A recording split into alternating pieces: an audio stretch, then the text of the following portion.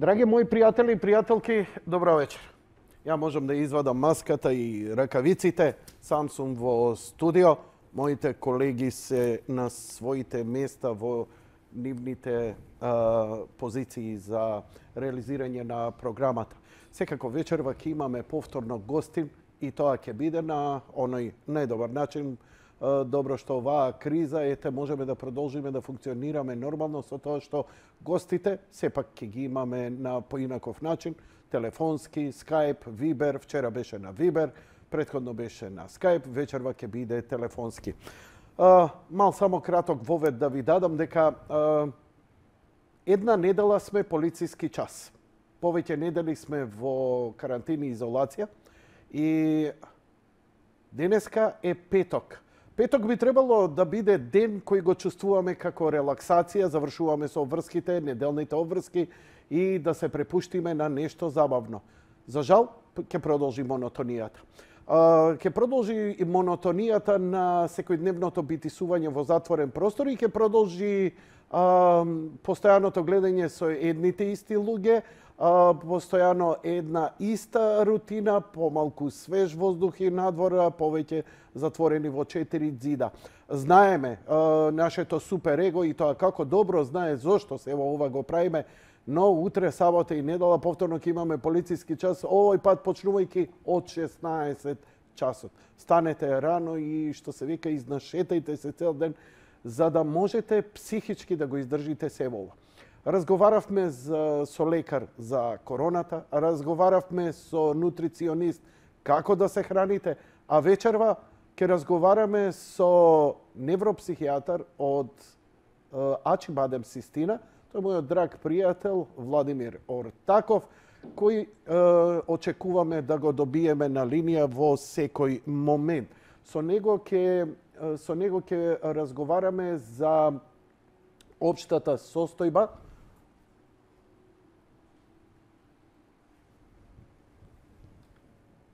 да, лош број ти дадов заради со ракавици ти пишував. Океј, јас се извинувам, друг пат памет. Со него ќе разговараме за со него имам направено исто така неколку интервјуа и тие интервјуа биле на тема психичко здравје.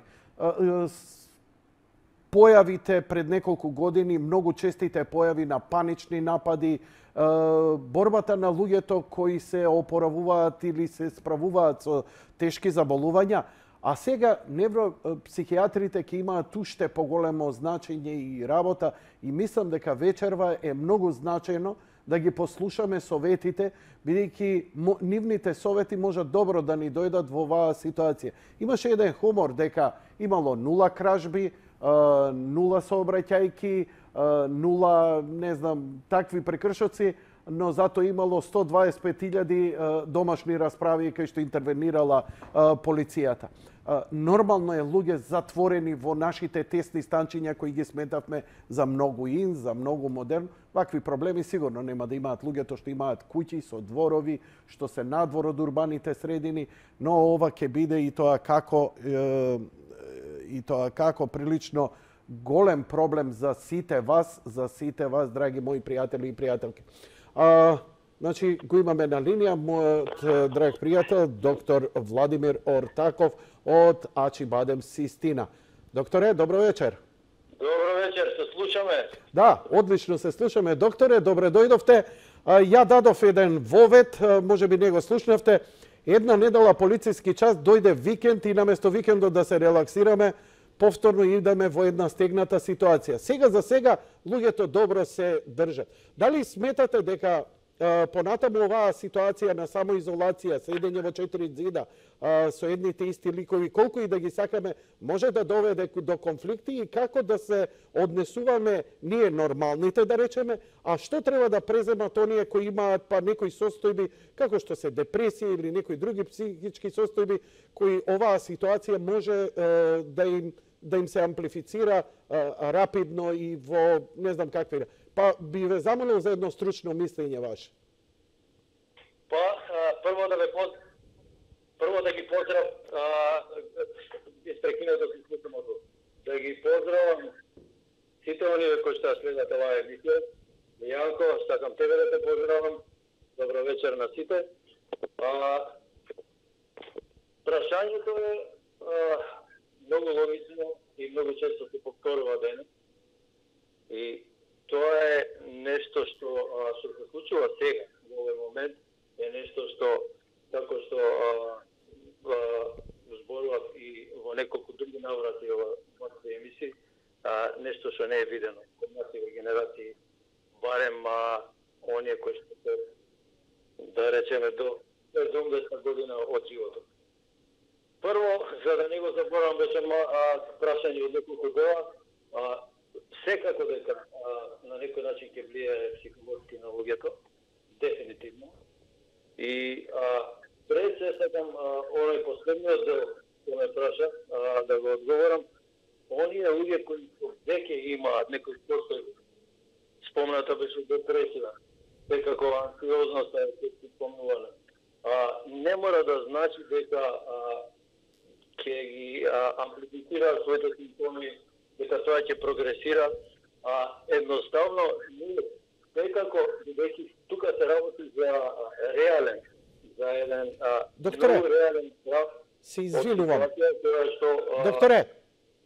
Докторе, молба една. Заради поубава, бидејќи зборувате на спикерфон, дали би можел да ве замолам или поблиску телефонот? Ево се исклучи. Дали е подобро вака? Многу подобро, ви благодарам ако можете вака да продолжите. Значи, рековте последното убаво го слушнавме дека оние кои имаат анксиозни состојби или депресии не мора да значи дека оваа ситуација може да им биде тригер за некаква криза. Не мора да значи. Меѓутоа, постои едно правило, да речеме, непишано правило, што полесна состојба, психолошка, која што е, да речеме, расстройство некој вид, го има не заради оваа стресогена ситуација, туку човек кој имал од предходно, тоа повеќе може да има влошување на таквата психолошка состојба. Зборуваме, да речеме, вака, за една психолошка така наречена хиперсензитивна структура на личност која што е по-чувствителна, повеќе подложна на стрес, таа и повеќе по-тешко ќе го прифати ова нешто што се случува сега. Оние кои што имаат многу тешки расстройства, за нив нема предпоставката е тоа многу да значи нема значајно да направи некоја измена во нивната ситуација.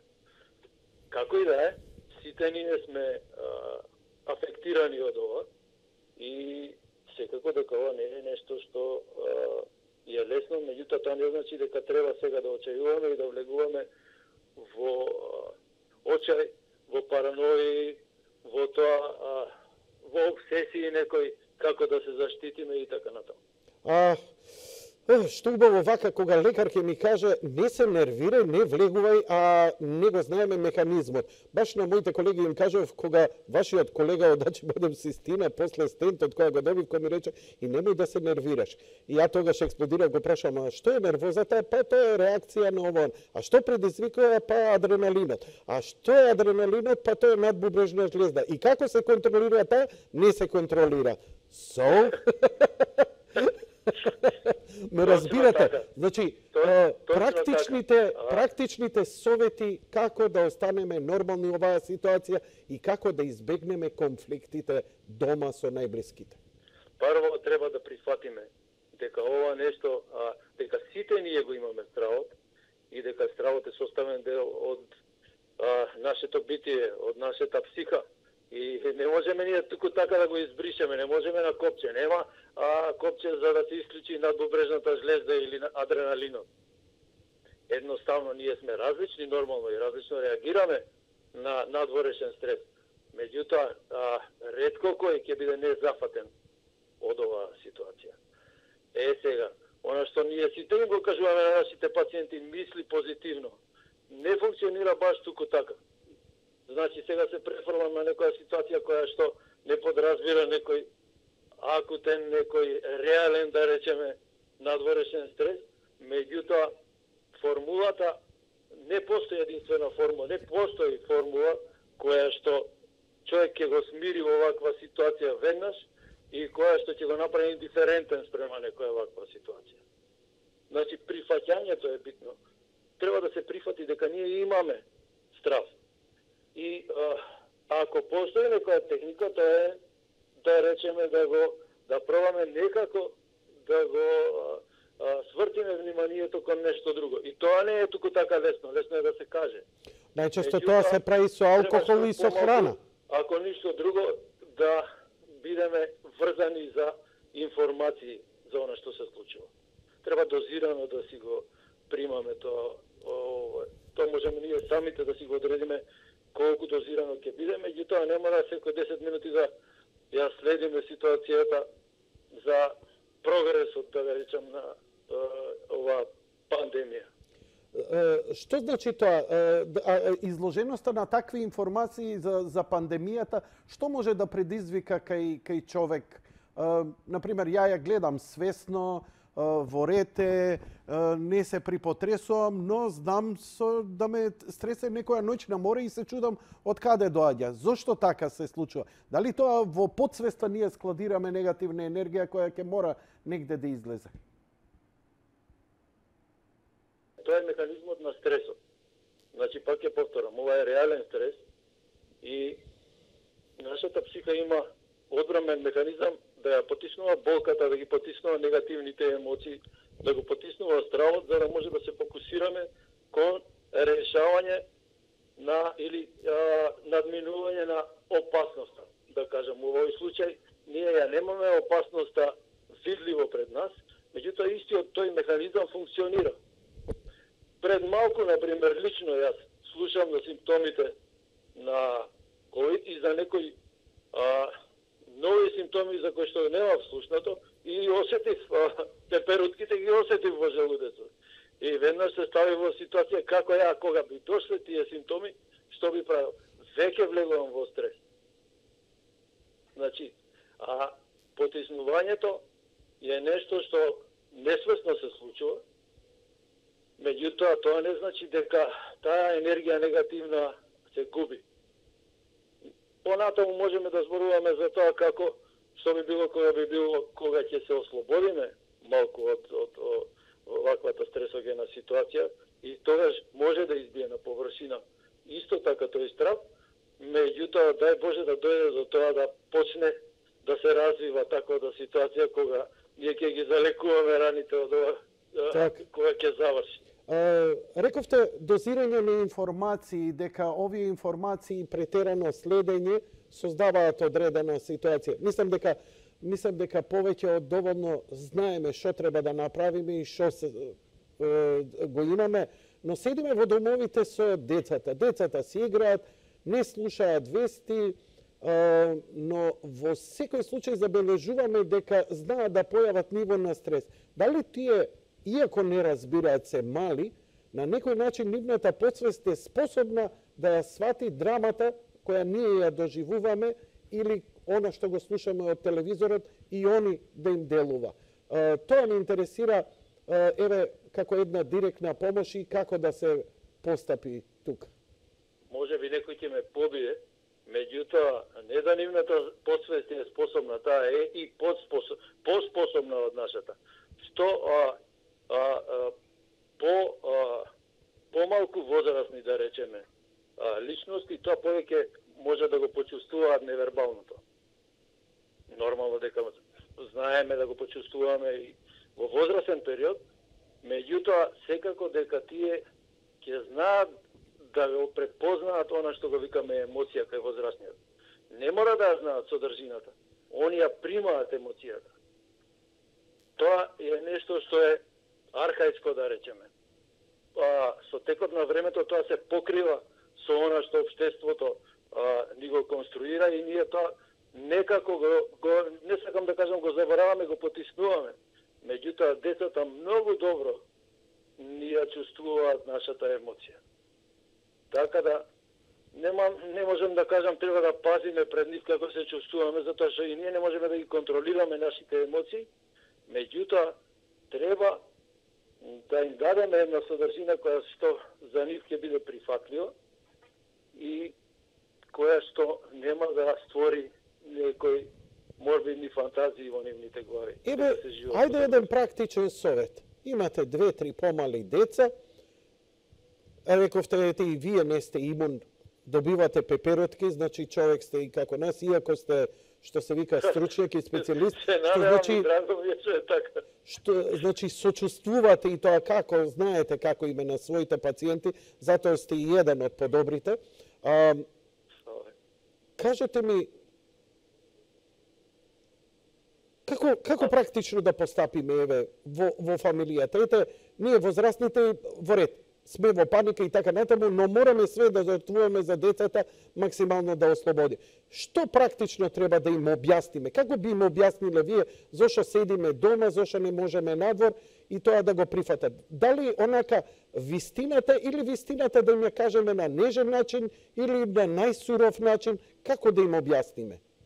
Па не би ја кажувале на најсуров начин, секако.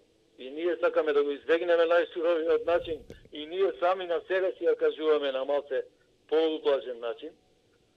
Нормално на едно 4 годишно дете не можеш да му кажеш целата вистина, нити знае, не може да го разбере ни терминот епидемија, не може да разбере природата на пренесување на болести и така натаму. Меѓутоа, може да се пронајде некој начин со кој што практично ќе му се даде една поддршка, да се чувствува сигурно, една безбедност. Би можели сепак да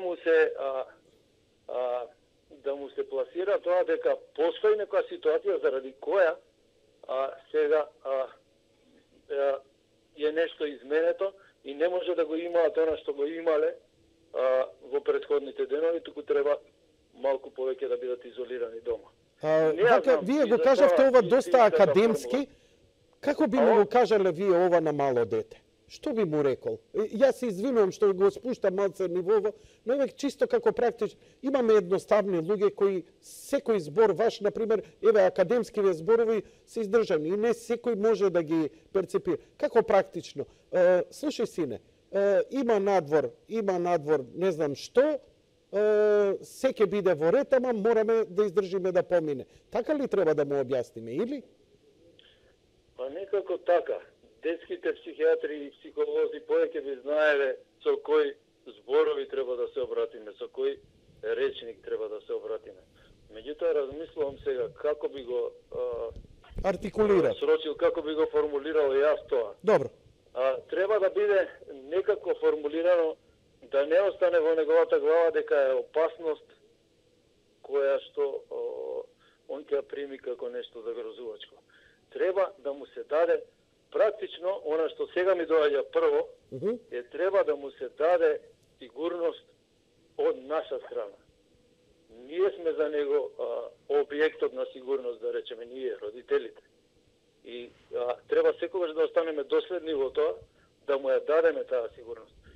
Кој, што ќе употребиме како содржина, не можам конкретно да кажам. Готово, се разбравме, докторе. Ајде тогаш да идеме за возрастните. Еден од условите да им дадеме добар пример е хармонијата помеѓу мајката и таткото во семејството. Во оваа ситуација мажот и жената, дури и во полагодни ситуации, знаат да дојдат до искрење. Овакви ситуации можат и да ги сближат и да решат многу проблеми, но можат и да бидат иницијална каписла за полоши работи. Како возрастните во оваква ситуација на психоза би требало да се однесуваат? Дали би требало да глумат? Колку треба да бидат воздржани?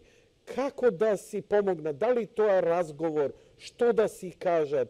Како да си помогнат еве брачните парови, а после ќе ве прашам и за оние што немаат партнери па се сами?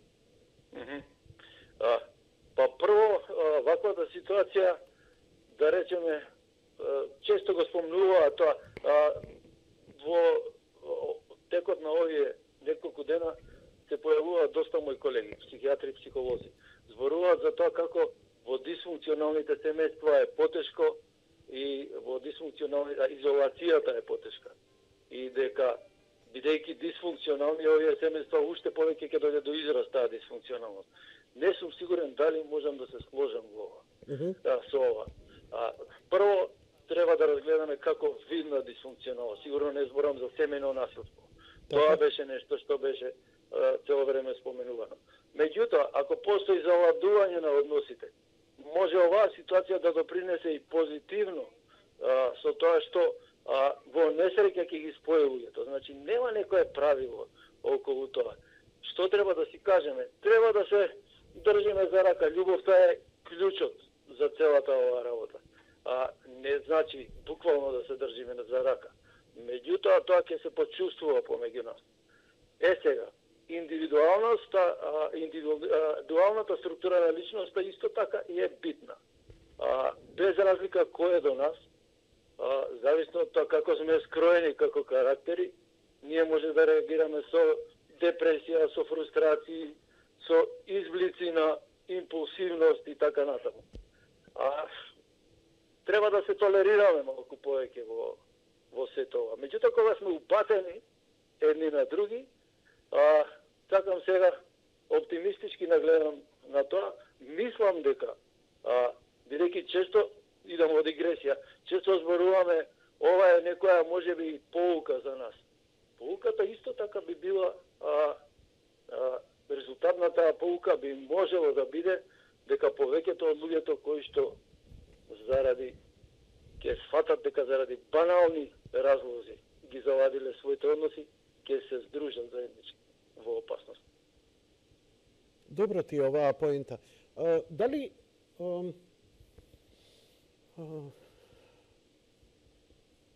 Ало, се слуша? Да, се слушаме. Ја малку се замислив бидејќи немав конкретен концепт.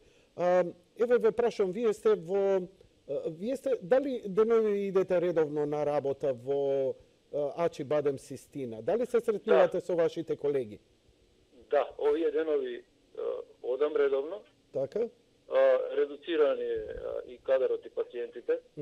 Тоа беше политиката, меѓутоа не е редуцирана штета на сите оние пациенти кои што се загрозени на било кој начин и на кој што им треба лекарска помош.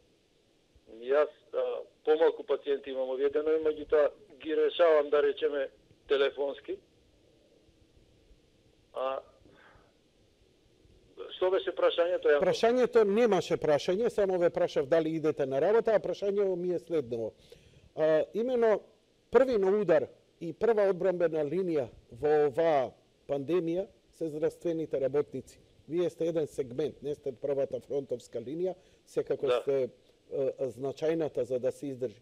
Ме интересира, дали забележувате меѓу колегите психоза, несигурност? Ако да, зошто да? Ако не, зошто не?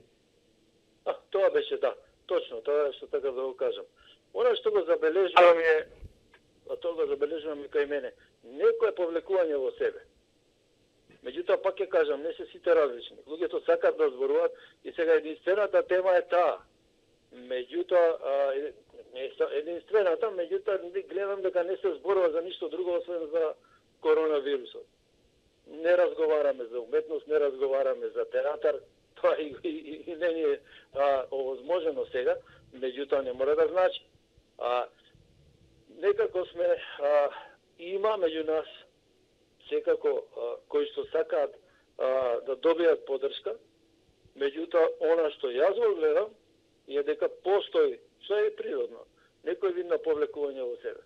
И тоа е резултат на стравот што го имаме. Значи, и кај вас постои страв? Здравствените работници, кај вашите колеги? Кај сите.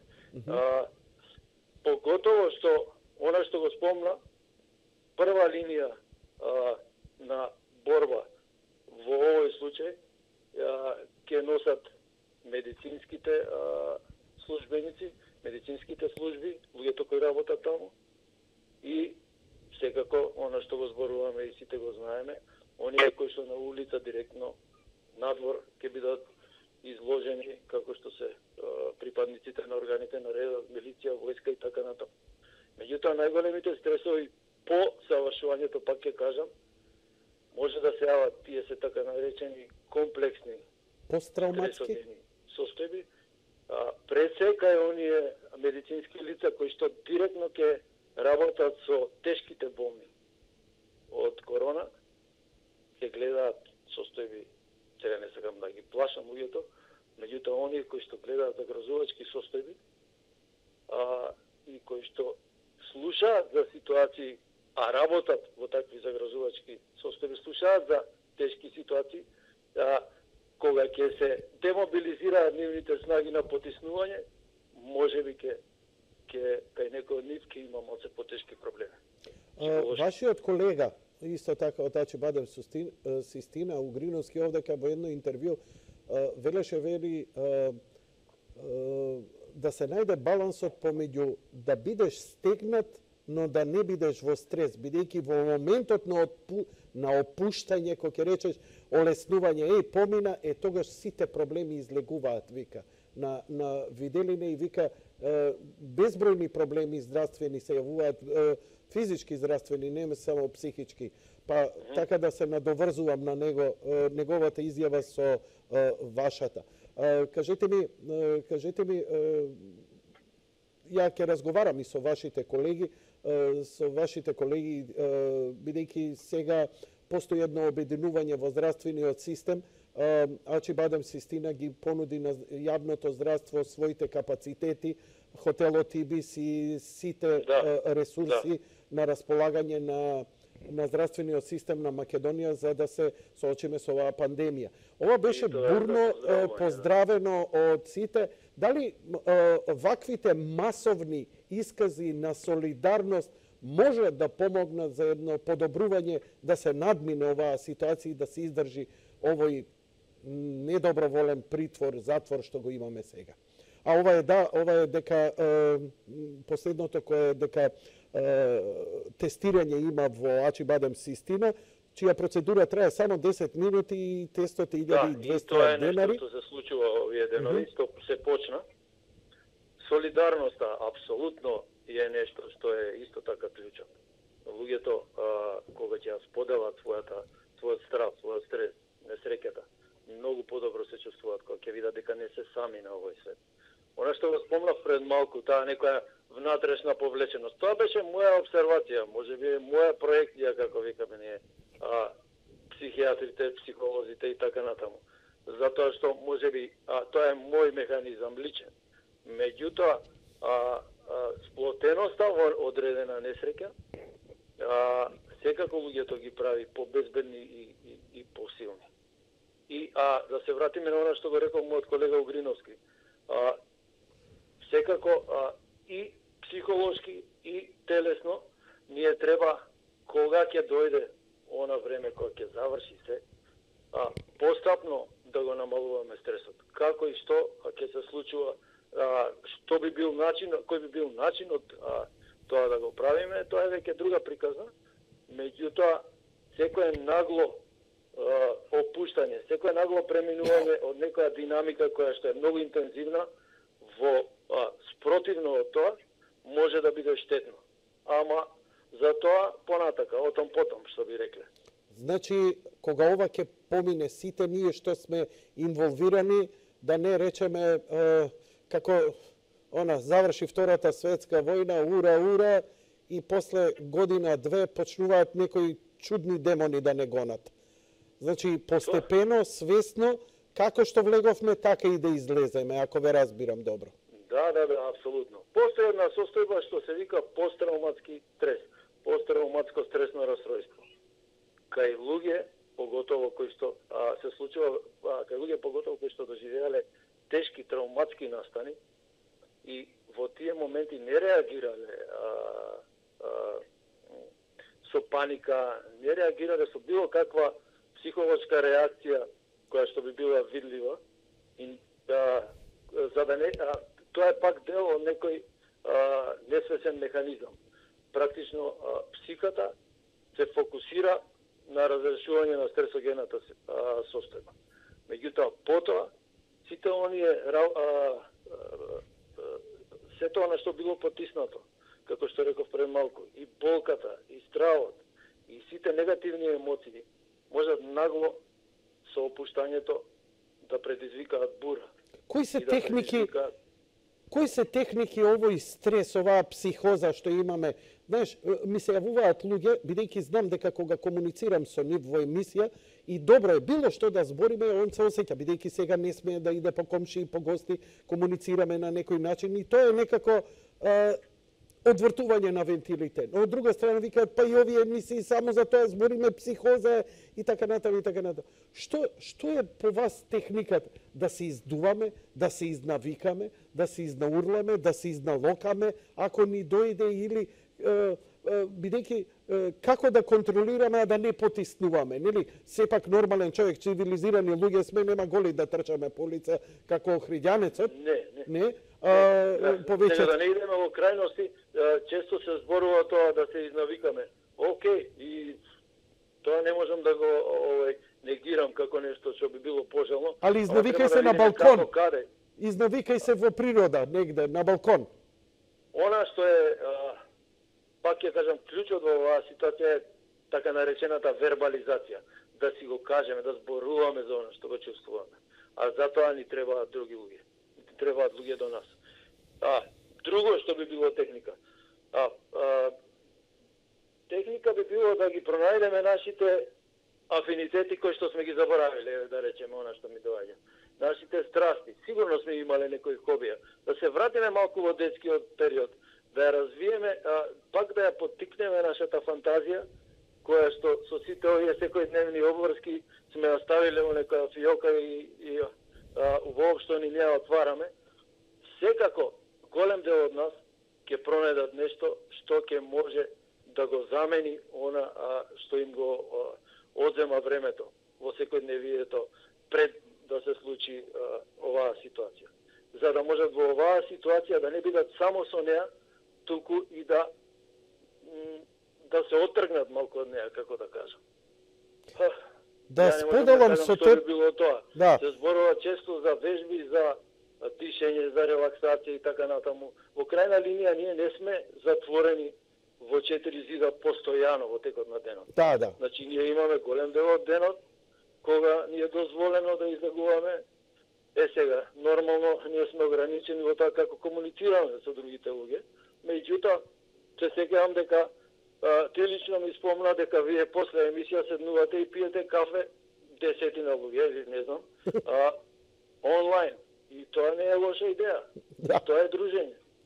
Да. После емисија да се види со пријателите, скајпот уклучен, па они од една страна, ние од друга страна. Бидејќи денеска, нели, знаеш што е доста интересно, заради технологијата ни овозможува да разбереме што другите мислат, како и социјалните мрежи можат да бидат не само извор на тензија, туку напротив и на релаксација, хумор, забава, толку многу интересни и смешни работи излегува, плюс тоа има филмови, еден куп за гледање и серии, стриминзи и слично. Знаеш ли што е интересно, што забележав? Поставив едно прашање, многу бенигно онака, викам, додека сте во изолација, што геймате, што игри играте? Па тоа беше експлозија од стотици, па дури 1000 стигна одговори кој што игра. Значи, игра некој на PlayStation, игра на мобилен, и на некој начин, бидејќи ја па тоа го практикувам преку 15 години, после емисија, играм некоја игра и така излегува стресот од емисијата од мене и можем полесно да заспијам. Така што и ова е денеска барем не мораме да бидеме што се вика не сме само затворени, туку имаме можности што да правиме у тие 4 зида и се согласувам. Па хобито, ако било некога собирање значки, сега виртуелно собирање значки, па виртуелна филателија. Ќе се најде начин. Не мора да излегуваме, меѓутоа може и да не биде виртуелно. Може и вистински да стапиме во комуникација со некој колекционери со кои што можеме да размениме нешто. Никогаш не знаеш. Да. Кажете ми, дали им препорачувате луѓе, градов никогаш не бил по-тивок, по-мирен, по-релаксиран за спиење. Многу ми не имаат сега проблем заради таа психичка состојба да одспијат. Сето тоа го компензираат, например, пред спиење 2-3 чашки ракија и така натаму за да ги релаксира. Некој ќе земе лексилиум, некој диазепам или некои слични такви работи. Што вие препорачувате во оваа ситуација посегање без лекарска консултација кон вакви средства кои делуваат како што делуваат? Не би требало да препорачувам алкохол, дроги, медикаменти и така натаму, поготово не медикаменти на своја рака. Сигурно не би требало да препорачувам големи количини на алкохол. Меѓутоа, ако нешто опушта во умерена доза, зошто да не? Работата е што ние како човештво често тоа умерено го губиме критериумот за умерено. Тоа е така. Да, во поголемиот дел ја губиме контролата откако ќе почнеме со конзумирање на нешто што е супстанца и што создава зависност. Меѓутоа, не знам, можеби немам идеја што би можело да биде нешто што е врзано за тоа да ни ја спречи несоницата. Секако дека сето ова што го зборувавме до сега ќе намали евентуалната несоница. Можеме ние физички активности да упразнуваме и дома. Можеме и преку денот кога имаме дозвола да излегуваме надвор, исто така некои физички активности да упразнуваме, рекреативни и така натаму. Оноко колку што дозволуваат оние правила кои што ни се наметнати. Меѓутоа, кога кажам наметнати, за мене и тоа битно, не знам колку спаѓа во мојот домен, дисциплината во однос на она што се кажува. Значи, што се препорачува во однос на контактите, во однос на нашите... Добро ли е да се повикуваме на нашите предци кои прегрмеле Втора светска војна? Барем имаме се уште живи сведоци на тоа, како што во таа немаштија успеале да преживеат и да се снајдат, да ни биде на некој начин и мотивација дека и во потешки ситуации сме издржале. Дали е добро да се навраќаме, така да речем, фројдовски кон коренот на проблемите, да видиме како им било нив, па таква една компарација да ни даде малце кураж? Па да, ја мислам дека ќе ни даде кураж секако, затоа што повеќе корист отколку штета е навраќањето на луѓето кои што минувале тешки ситуации. Пак ќе кажам, тоа значи дека ќе ни створи чувство дека не сме ние сами во ова. Ние сме сега сведоци на нешто што ќе им го пренесеме на помладите генерации. Меѓутоа, секако дека она што, како и што реков на почетокот, ние ова не до оние кои што имаат негде околу 70 години, не биле во ваква ситуација до сега. Ова е нешто што нашата генерација, лично мојата, го нема доживеано. Меѓутоа, она што сум го слушал од моите таткови, од ние што сме го слушале од нашите татковци, дедовци, генерациите наназад, секако дека ќе ни влее храброст и ќе ни даде сила, ќе ни даде кураж да издржиме, затоа што знаеме дека вакви работи доаѓале, биле тешки, меѓутоа секогаш на крај поминувале. Кажи ми ти, вака како стручно лице, што мислиш кога ќе биде, еве сега за сега издржуваме, што мислиш луѓето кога се нафрлаат во еве мажот и жената, кога се смируваат, сето тоа резултира и со интимни односи, во оваа ситуација можат да бидат или зголемени или нарушени. Често пати повторуваш во вечерашното интервју нормала.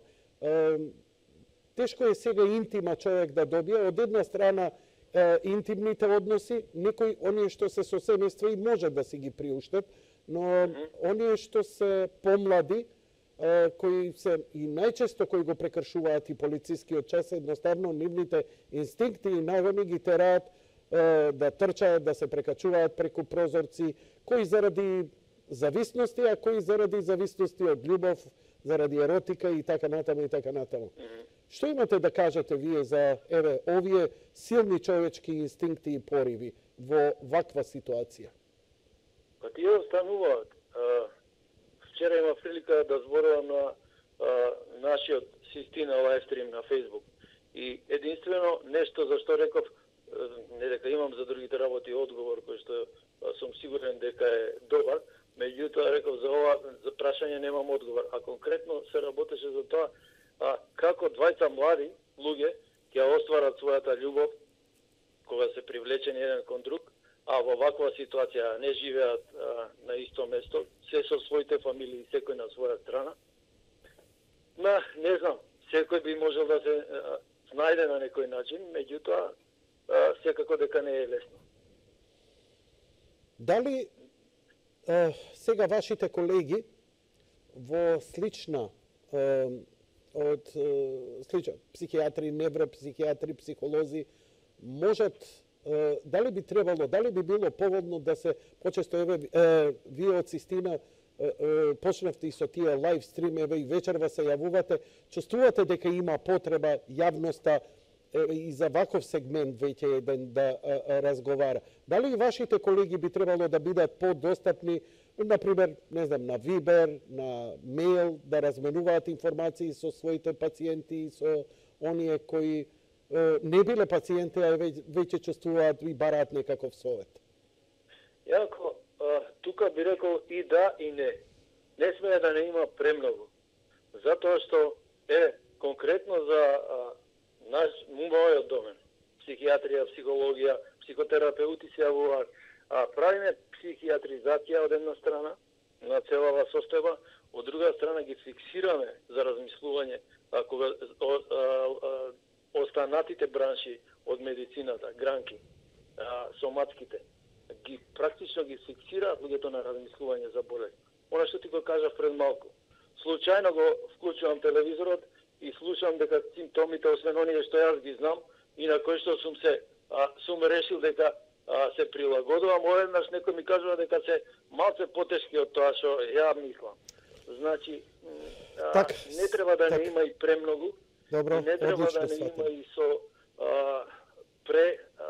песимистички и застрашувачки изјави, и да не се такви изјавите, да се реални, и лекарите го изнесуваат секако она што го знаат, како ново и ново се јавуваат разни нови сознанија кои што не ги знаеме конкретно за овој вирус, сепак со тоа може им создаваат негативни фантазии на луѓето, што би можело да им се случи на нив. Значи, треба многу да бидеме предпазливи како го дозираме тоа појавување на медицинската струка во медиите. Добро, ме замисливте и мене, бидејќи фала ви, ова е добар совет и за мене како водител на емисија, бидејќи планирав уште многу лекари да поканам, но ќе го редуцирам и ќе го направам само ако е исклучително потребно за такво нешто. Ние малце... зашто? Да, свативме. Многу добро објаснивте. Доискажете се, да.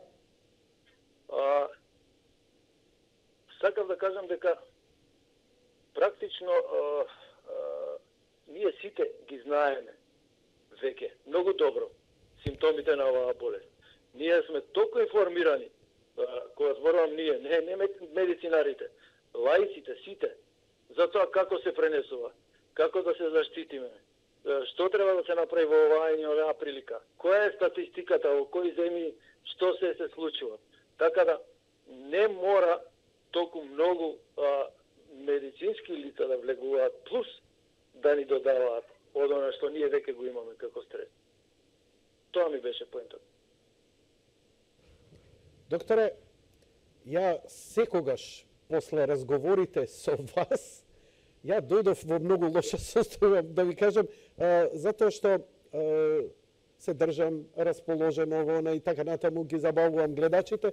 Денеска дојдов со некое мачно чувство, кое најверојатно е резултат на некоја подсвесна оваа цела тензија, иако немам конкретна причина. Но овој разговор осетив како полека се исчезнува, значи самата комуникација, не добив конкретен совет или лек од вас, но Ево, оваа комуникација и вашата смиреност мене ми даде најверојатно дури подсвесно физички почувствувам се и веќе на крајов од интервју се чувствувам многу окей. Па претпоставувам дека оваа енергија ја пренесовме и на гледачите. Една асоциација пред крај на овој интервју. Од јавната шпица не знам дали е или најавна, се уште иста на Јади Бурек. Да. Затоа што не можам да следам ТВ Сонце. И асоциација ми беше, бидејќи сме растеле на исто место, во исто училиште сме оделе, мада сме различни генерации. Така. Јас сум така постар, не кажувам колку многу постар. Ме потсети на една ТВ серија која што не беше таа на која ја мислев, меѓутоа ти ме исправи и ми кажа која е. Да. Не е лошо повремено да се враќаме. Спомнавме пред малку. И не се враќаме на време кои што биле на времења кои што биле стресогени и кои што носеле опасности, туку на некои убави времења кои што повремено мене ми излегуваат такви асоциации се почесто во денешно време. Кои што некако ме смируваат. Што те смируваш? Што ти беше омилена песна од твојата младост? Слушам. Што беше омилена песна во твојата младост? Или кој бенд, или кој состав? Почнуваме од Елвис, нели? Елвис, готово? Океј. Ти благодарам, докторе, лека ноќ и пријатно. Благодарам исто на поканата. Секој е добро.